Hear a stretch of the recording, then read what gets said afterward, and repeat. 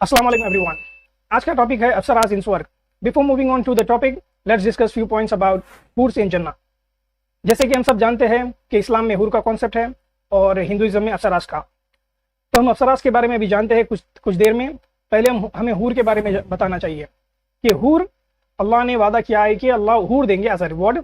ऐसे हज़ारों लाखों रिवॉर्ड्स रहेंगे जो हूर से ज़्यादा इंपॉर्टेंट रहेंगे हर मुसलमान के लिए। अल्लाह कुरान में ये बताते हैं कि मैंने अपने बंदे के लिए ऐसे चीज़ें बनाई है जो कभी कोई आंख देखी नहीं हो, जो कभी कान सुना नहीं हो, जो कभी दिमाग सोचा नहीं हो। ऐसे चीज़ें मैंने बनाई है। तो हम सारे मुस्लिम वो रिवॉर्ड लेना चाहते हैं। हमें वो रिवॉर्ड पसंद है, ना कि hoors. Hoors are the least rewards given by Allah to a Muslim in jannat. तो हूर का कॉन्सेप्ट देखिए, अल्लाह ने हूर बनाए हैं जो कि पाक साफ रहेंगे और वो हमारे वाइफ्स रहेंगे। सबको 72 नहीं मिलेंगे, किसी को 1, किसी को 2, किसी को 10, किसी को 20, मैक्सिमम 72। जो अल्लाह की राह में शहीद होगा, अल्लाह उसको रिवॉर्ड में हूर देंगे और वो हमारे वाइफ्स रहेंगे, वाइफ्स हमारे बीवी रहेंगे। जो अल्लाह की राह में शहीद होगा मतलब एक अच्छा इंसान खड़ा हुआ अच्छाई के साथ और बुराई को ख़त्म करने के लिए, तो उसे कहते हैं जिहाद। एग्जाम्पल, राम जी एक अच्छे इंसान थे, उन्होंने रावण के साथ युद्ध करके एक बुराई को ख़त्म किया, तो वो जिहाद किए रावण के ऊपर। तो जो भी अच्छाई के लिए खड़ा होता है और बुराई को ख़त्म करता है उसको बोलते हैं जिहाद। तो इस दरमियान में जो लड़ाई में जो शहीद होता है उसको बोलते हैं शहीद, martyr. The one who died in the way of Allah, the one who died in the way of the Lord, the one who died in the way of भगवान ईश्वर, उसको बोलते हैं मार्टर, शहीद। ये आपकी किताबों में भी लिखा है और हमारी किताबों में लिखा है। आइए देखते हैं आपकी किताब में शहीद के बारे में क्या बोलते हैं। Bhagavad Gita chapter number 2 verse number 37। यहाँ पर कृष्ण जी अर्जुन को बोल रहे हैं, If you fight, you will either be slain on the battlefield and go to the celestial abode, or you will gain the victory and enjoy the kingdom on earth.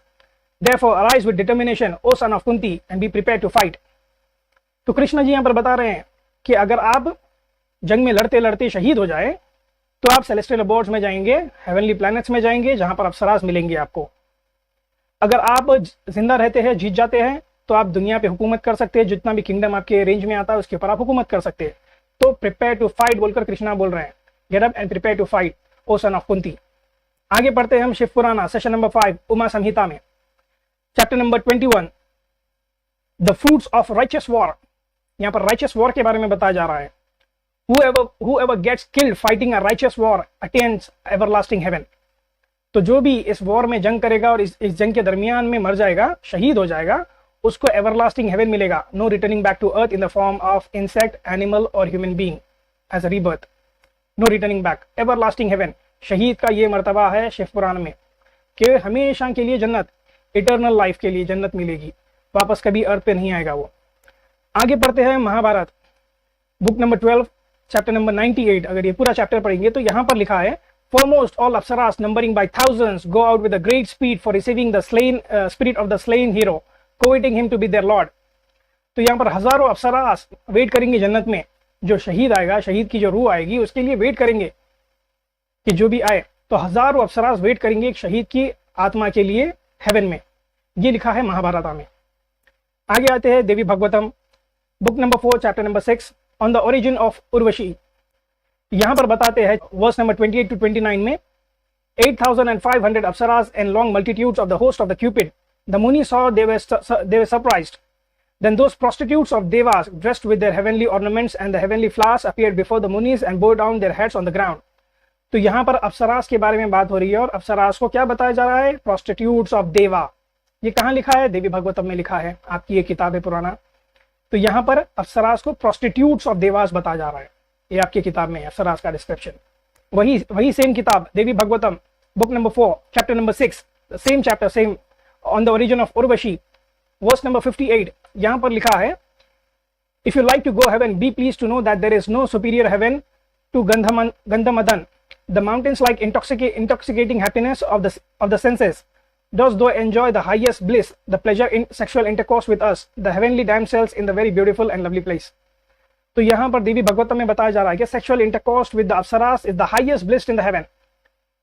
तो ये अप्सरास के बारे में बताया जा रहा है। सेक्सुअल इंटरकोर्स भी होगा आपकी हेवन में, जो कि अप्सरास प्रोस्टिट्यूट्स रहेंगी, प्रोस्टिट्यूट्स ऑफ देवास कहलाएंगी। तो ये आपके अप्सरास के बारे में है और स्वर्ग के बारे में डिस्क्रिप्शन देवी भगवतम। आगे आते हैं Devi Bhagavatam, book number 9 chapter number 1 on the description of Prakriti. Women who cheat, quarrelsome, ruin families, etc. Such women become prostitutes in the world and apsaras in the heaven. ये लिखा गया है chapter number 1 verse number 96 to 143. इसमें लिखा है जो भी बदमाश लड़की रहेगी, बुरी लड़की रहेगी, जो झगड़ालू लड़की रहेगी, जो बदतमीज लड़की रहेगी, जो नाफरमान लड़की रहेगी, जो फाहशा लड़की रहेगी, वो दुनिया में प्रोस्टिट्यूट बनेगी, पर जब मरेगी तो स्वर्ग में अप्सरास का रोल प्ले करेगी. वो apsaras are once again prostitutes of deva. तो दुनिया में भी प्रोस्टिट्यूशन, मरने के बाद स्वर्ग में भी प्रोस्टिट्यूशन अप्सरास के साथ. तो ये है Devi Bhagavatam, once again your scripture. आगे आते हैं Skanda Purana, Brahmakhanda, section number 1, Setu Mahatmya, verse number 71. If one takes the holy bath for the sake of sexual pleasure with celestial damsels in heaven, he attains the same. तो जो भी गंगा स्नान करेगा ये सोचकर, ये दिल में तमन्ना रख करके वो जन्नत में जब जाएगा वो अप्सरास के साथ इंटीमेट होगा, सेक्सुअल इंटरकोर्स करेगा, तो मरने के बाद उसकी वो मनोकामनाएं पूरी होगी अगर गंगा में वही स्नान लेता है, ये नियत रखकर, या फिर सेतु में स्नान लेता है ये नियत रखकर. ये लिखा गया है स्कंद पुराना में. आगे आते हैं Brahma Purana, chapter number 59, the merits of the holy dip in the ocean, verse number 7 to 9. यहाँ पर लिखा है कि for hundreds and more years he will enjoy the excellence pleasure and carry out the dalliance with the celestial damsel apsaras. 100 साल तक जो भी आएगा जन्नत में, उनके स्वर्ग में, तो वो ये सोचकर अगर आएगा कि ये जो डिप लेता है, वो स्नान लेता है गंगा में या सेतु में, ये सोच करके मैं अप्सरास के साथ जन्नत में या स्वर्ग में सेक्सुअल इंटरकोर्स करूंगा, तो वो उनके भगवान उसकी हर विश पूरी करते, तो वो 100 साल तक अप्सरास के साथ इंटरकोर्स करेगा स्वर्ग में. ये लिखा है ब्रह्म पुराना में. आगे आते हैं Mahabharata book number 3 chapter number 46. ये अगर आप पूरा पढ़ेंगे तो इसमें लिखा है कि वी अप्सरास खुद बोल रहे हैं, we apsaras are free and unconfined in our choices, do all sports with us without incurring any sin. हम आपके लिए ही है, अप्सरास बोल रहे हैं कि हम आपके लिए ही है, हमारे साथ जो चाहे करिए आप, हमारे साथ हर टाइप का स्पोर्ट्स करिए. स्पोर्ट्स से यहाँ मुराद है सेक्सुअल डिलायंस. तो हमारे साथ हर टाइप का सेक्स करिए आप, हमारे साथ हर टाइप का स्पोर्ट्स करिए आप, आपको कोई गुनाह नहीं होगा. ये लिखा है महाभारत में. आगे महाभारत में आता है बुक नंबर 13 चैप्टर नंबर 106 में, 100 beautiful apsaras wait upon him and sport with him. तो 100 अप्सरास वेट करते हैं. एक मार्टर आता है, एक शहीद आता है, या फिर एक नॉर्मल इंसान स्वर्ग में आता है, तो उसके लिए वेट करते हैं कौन? अप्सरास. कितने? 100 अप्सरास वेट करते हैं उसके साथ सेक्सुअल डिलायंस करने के लिए. तो वो तो रेडी रहते हैं, हमेशा जो भी आता है तैयार बैठे रहते हैं वो लोग सेक्सुअल डिलायंस करने के लिए, मार्टर के साथ या फिर एक नॉर्मल ह्यूमन बीइंग के साथ जो भी स्वर्ग में आता है. ये लिखा है आपके महाभारत में. आगे आता है Shrimad Bhagavatam book number 8 chapter number 8 verse number 7. इसमें लिखा है, next day appear the apsaras who are used as a prostitutes on the heavenly planets. They were fully decorated with the golden ornaments and lockets and were dressed in the fine and attractive clothing. The apsaras moved very slowly in the attractive style. They bewildered the inhabitants of the heavenly planet. तो यहाँ पर अप्सरास को बताया गया है prostitutes. Next, there appears the apsaras who are used as the prostitutes on the heavenly planet. They are used as the prostitutes on the heavenly planet. तो यहाँ पर use बता रहा है, use material, prostitutes, prostitution, prostitutes of devas. कौन? अप्सरास. ये आपका स्वर्ग है. स्वर्ग में prostitution है, स्वर्ग में prostitutes हैं, और वो देवास के prostitutes रहेंगे सारी अप्सरास. ये आपके स्क्रिप्चर्स में लिखा है. तो हमारे हिंदू भाइयों से यही गुजारिश है, अगर वो इस्लाम की तरफ पॉइंट आउट करते हैं और बोलते हैं कि हमें हूर मिलेगी, ऐसा होगा वैसा होगा, उनको अपने स्क्रिप्चर्स के बारे में जानना जरूरी है, अप्सरास के बारे में पढ़ना जरूरी है.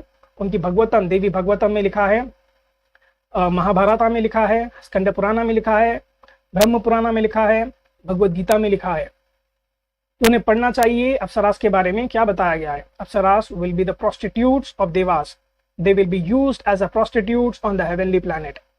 ये लिखा गया है अप्सरास की तारीफ में. और ये भी लिखा है देवी भगवतम में, जो लड़की बदमाश रहेगी, बदतमीज रहेगी, वाहियात रहेगी, वो दुनिया में प्रोस्टिट्यूट बनेगी, स्वर्ग में आके वो अप्सरा बनेगी, देवा के prostitute.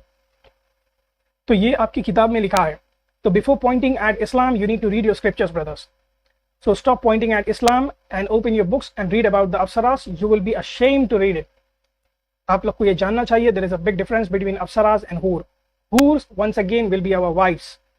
Apsaras, what you will be getting are the used materials, and they will be called as a prostitutes of Devas, and they will be used as a prostitutes on the heavenly planets. ये video किसी को hurt करने के लिए नहीं बनाई गई है, बल्कि समझाने के लिए बनाई गई है. Just take it in a positive way and start learning about your scriptures, and you will come to know what's written in your books. Before you point out at Islam, know that the same thing, the more dirty thing written in your scriptures.